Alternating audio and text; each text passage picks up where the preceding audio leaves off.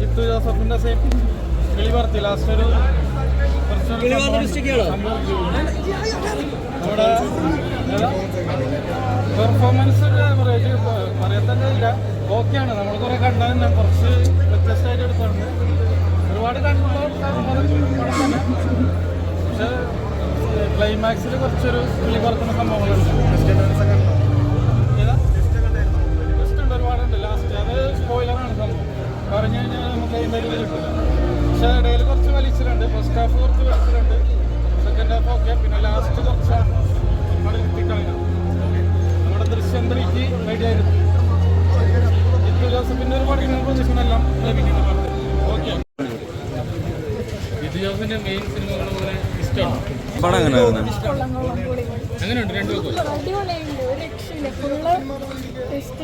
ആരാണ് ഏറ്റവും സൂപ്പറായിട്ട് നമുക്കൊരു പ്രെഡിക്റ്റബിൾ സിനിമയായിട്ട് എനിക്ക് ആദ്യം തോന്നിയത്. പക്ഷേ ജിത്തു ജോസഫിൻ്റെ ഒരു അവസാനത്തെ എല്ലാ സിനിമയിലും ഉണ്ടല്ലോ ഒരു ക്ലൈമാക്സിൽ പുള്ളി ഒരു വ്യത്യസ്ത കാണിക്കുന്നത്. അത് ഇതിനകത്ത് കൊണ്ടുവന്നിട്ടുണ്ട്. ക്ലൈമാക്സിൽ വേറൊരു സ്റ്റൈലിലാണ്. ബാക്കിയൊക്കെ നമുക്കൊരു ഇൻ്റർവ്യൂലൊക്കെ വരെ പ്രൊഡിക്റ്റ് നമ്മൾ വിചാരിക്കുന്ന പോലെ തന്നെ നടക്കുന്നു, അങ്ങനെയൊക്കെ തോന്നിയായിരുന്നു. പക്ഷേ ക്ലൈമാക്സ് ജിത്തു ജോസഫിൻ്റെ ക്രൈം മൂവി തന്നെ ത്രില്ലിംഗ് എലമെന്റ്സ് കുറവായിരുന്നു. ശരിക്കും ജിത്തു ജോസഫ് കുറവാണ്. അവസാനത്തെ ഒരു ക്ലൈമാക്സ് മാത്രമാണ് ഒരു വ്യത്യസ്തമായിട്ട് കൊണ്ടുവന്നത്. പെർഫോമൻസ് ആരെയാണ്? പെർഫോമൻസ് അപർണയാണ് പടം മുഴുവൻ കൊണ്ടുവന്നത്. നായകനേക്കാളും പ്രാധാന്യം നായിക പ്രാധാന്യം ഒരു പടമാണ്. അപർണയാണ് മുഴുവൻ പടം കൊണ്ടുവന്നത്. അതിൽ അവസാനം വരെ അപർണയെ തന്നെയാണ് പടം മുന്നോട്ട് കൊണ്ടുപോയത്. പടം മൊത്തം പ്രെഡിക്റ്റബിൾ ആണ്, പ്രെഡിക്റ്റബിൾ ആയിട്ടാണ്. പക്ഷേ അവസാനത്തെ ക്ലൈമാക്സ് അത് പറയുന്നില്ല കേട്ടോ. എൻഗേജിങ് ആണ്. നമ്മൾ ഒട്ടും പ്രതീക്ഷിക്കാത്ത ഒരു ക്ലൈമാക്സ് ആണ് അത്. ശരിക്കും ആസിഫ് അലിയും അപർണയൊക്കെ ഞെട്ടിച്ചൊരു പെർഫോമൻസ് ആണ്. പിന്നെ അവരുടെ കോമ്പിനേഷൻ എപ്പോഴും സ്ക്രീനിൽ എപ്പോഴും പ്രോമിസിങ് ആണ്. അതേപോലെ ഡിസപ്പോയിൻ്റ് ഒന്നും ചെയ്തിട്ടില്ല. നല്ല സിനിമയാണ്. പിന്നെ വേറൊരു കോസ്റ്റാറിൻ്റെ പേരെനിക്കറിയില്ല, ഒരു ലേഡി അപർണയുടെ ഫ്രണ്ടായിട്ട് അഭിനയിച്ച അതൊക്കെ നന്നായിട്ട് പെർഫോം ചെയ്തിട്ടുണ്ട്. ത്രൂ ഔട്ടുണ്ട്. അർജുൻ്റെ അഭിനയിക്കുന്നുണ്ടോ? അർജുനാണ് കുഴപ്പമില്ല, നന്നായിട്ട്. ക്ലൈമാക്സ് ഒക്കെ ഞെട്ടിച്ച ക്ലൈമാക്സ് നമ്മളൊട്ടും പ്രതീക്ഷിക്കാത്തൊരു ക്ലൈമാക്സ് ആണ്. നല്ല ഫൈറ്റ് സീനൊക്കെ നന്നായിരുന്നു. നല്ലതായിരുന്നു. ഏതാ പെരുമഴ എന്നൊന്നും പറയാനില്ല. പക്ഷെ ലാസ്റ്റ് ട്വിസ്റ്റ് ഭയങ്കര ട്വിസ്റ്റ് ആയിരുന്നു. ബാക്കിയൊക്കെ ട്വിസ്റ്റ് തന്നെയാണ്. പക്ഷെ അങ്ങനെ പെരുമഴ എന്നൊന്നും പറയാനില്ല. ജിത്തു ജോസഫ് എന്ന ഡയറക്ടറിന്റെ പ്രതീക്ഷിച്ച് തന്നെ കിട്ടിയായിരുന്നു. നിങ്ങളൊക്കെ ചോദിക്കണം, ദൃശ്യത്തിനെ വെച്ചാണെങ്കിൽ അത്രയൊന്നുമില്ല. ജിത്തു ജോസഫിൻ്റെ ഒരു ഇത് തന്നെയാണ്. പ്രൊഡക്റ്റാണ് നമുക്ക് മനസ്സിലാവും. പക്ഷെ ദൃശ്യം വെച്ചൊന്നും കമ്പയർ ചെയ്യാൻ പറ്റില്ല.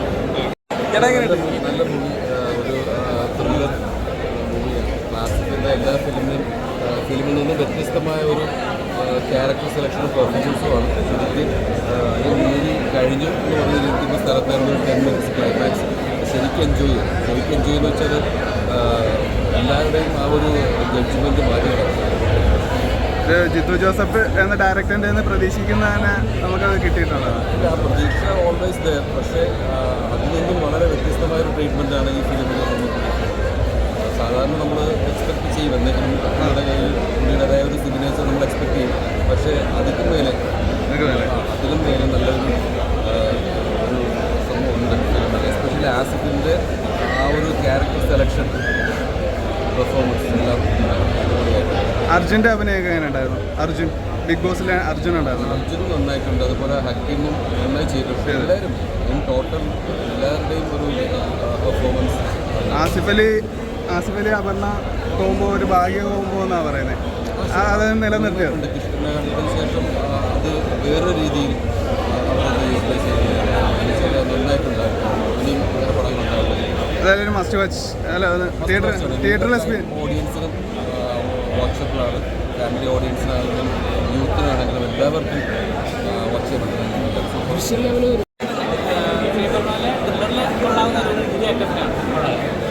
പടത്തിൽ അങ്ങനെ ഫാമിലി ഓഡിയൻസിന് കണക്റ്റ് ആവും.